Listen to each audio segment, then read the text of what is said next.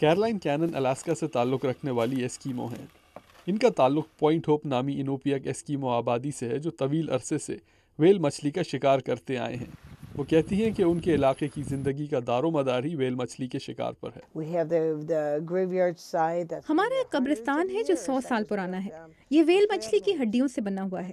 مجھے اپنا برفانی تہہ خانہ بھی پسند ہے۔ اس میں ہم اپنا پورے سال کا کھانا رکھتے ہیں۔ یہ بھی ویل مچھلیوں کی ہڈیوں سے بنایا گیا ہے۔ جب سے امریکہ اور دوسرے دیگر ممالک میں تیل کی قیمتیں اوپر گئی ہیں، آرکٹک کے سمندر میں تیل اور گیس کی تلاش کے لیے کھدائی کی بات بھی کی گئی ہے۔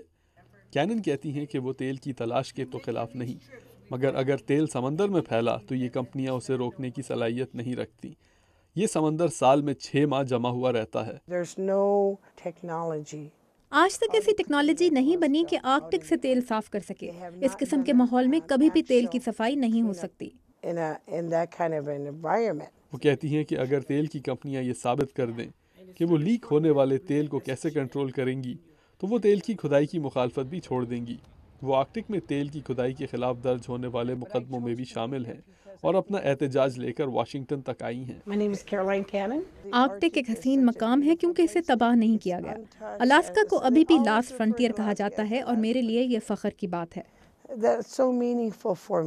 پوائنٹ ہوپ کے کچھ شہری تو تیل کی کمپنیوں کی آمد سے خوش ہیں کیونکہ ان سے ان کے لیے روزگار کے مواقع کھلیں گے۔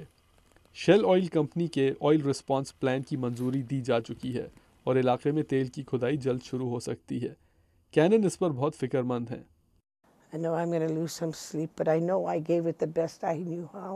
مجھے رات کو نیند نہیں آئے گی مگر میں نے اپنی طرف سے پوری کوشش کر لی۔ اسی کا مجھے اطمینان ہے۔